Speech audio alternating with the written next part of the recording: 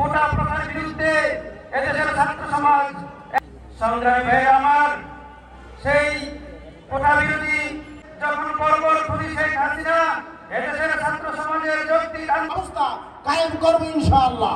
ধন্যবাদ। বক্তব্য রাখবেন বাংলাদেশ জামাত ইসলামী কেন্দ্রীয় কর্মপরিষদের সম্মানিত সদস্য করেছে। আল্লাহ তাআলা আমাদের সবাইকে এই দখল শুধু মানুষকে বাঁচাননি, ইসলামকে বাঁচিয়েছে। আমরা এখন ইসলামের জন্মদিনে আমাদের সকলের উচিত হবে আমরা সকল মানুষের কাছে দিনের এই সুসব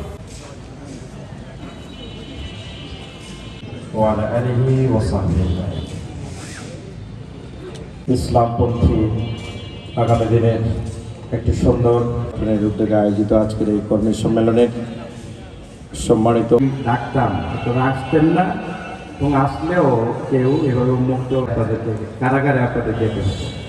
এই জন্য আমাদের আলহামদুলিল্লাহ হয় মানুষের অধিকার যদি মানুষকে বুঝিয়ে দিতে হয় তাহলে নির্বাচন, সেই নির্বাচনের মাধ্যমে আমরা যদি জনগণের নেতা, তাহলে সেই বৈষম্য মুক্ত বাংলাদেশ আমরা করতে পারবো ইনশাআল্লাহ। আমাদের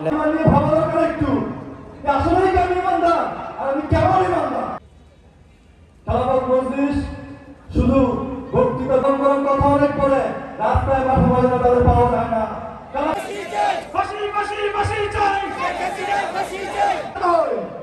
নিজের মনে আমি প্রশ্নটা করেন, আমি প্রতিদিন সকালে উঠে আমার মনে মুসলমান, আমি কি ইমানদার, আমি ইমানদার থাকা অবস্থায় এই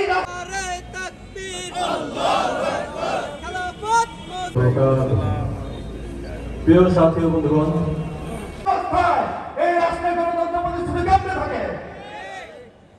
কত কিছু করলেন, আপনার ওয়াইফের জন্য করলেন, সন্তানের জন্য করলেন, কত কিছু করলেন, আপনি কেমনে শান্তিতে বসে রইলেন? একটা মুসলমান বলবো, তারপর প্রাচীন যুগের আইন বললো, তারা বললো এই সমাজে সুযোগ আছে। আমরা একটু গরম সহ্য করতে পারবো। সাহাবীরা আসছে একটা পেটে মাথা মাইরা, রাসূল সাল্লাল্লাহু আলাইহি ওয়াসাল্লাম তিনটা পেটে মাথা। আজকে 21শে ফেব্রুয়ারি আমাদের এই বাংলাদেশটাকে সুন্দর করার জন্য, আমাদেরকে সুন্দরভাবে বাঁচার জন্য একটা পথ দেখিয়ে গেছে। এই বাংলাদেশ হবে এমন বাংলাদেশ যেখানে জুলুম থাকবে না। মূল কথা হইল, সার অংশ হইল আমরা আমাদের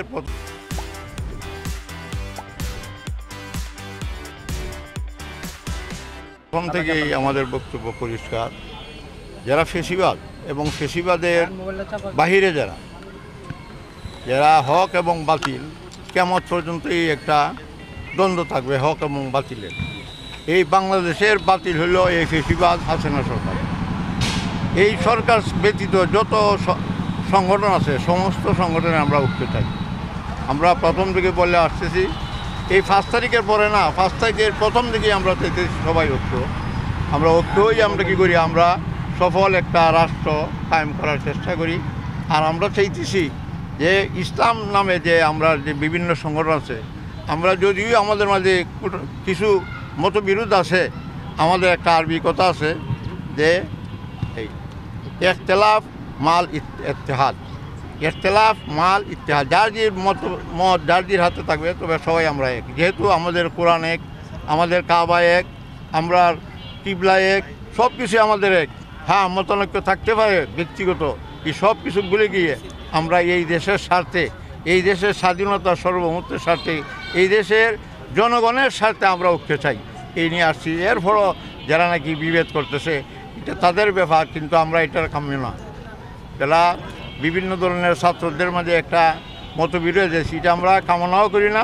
আমরা তাদেরকে বলতেছি আমরা এইগুলো ছাড়েন, কারণ এইগুলা যদি আমরা না ছাড়ি তাহলে আমাদের কাজ হইতো না। আমরা সব কিছু বাদ দিয়া এই দেশের স্বার্থে, এই দেশের মানুষের স্বার্থে আমরা সব এক প্ল্যাটফর্মে আসি, এবং আগামীতে যদি আমরা সবাই একটা প্ল্যাটফর্ম, একটা মার্কা দিই, ইসলামের একটা মার্কা যদি থাকে, আমরা যারা ভোটার তারাও ভোট দিতে সহযোগী। আমরা বলছি যে আমরা সব মিলিয়ে যার একটা ইসলাম থাকবে, যেখানে জামাত একজন থাকবে, এখানে আর কোনো ইসলাম থাকতে পারবে না। যে জায়গায় খেলাফত থাকবে, আর কোনো ইসলামী দল থাকতে পারবে না। যেখানে ইসলামী শাসনতন্ত্র থাকবে, সেখানেও একটাই থাকবে, আর কেউ থাকতে পারে না।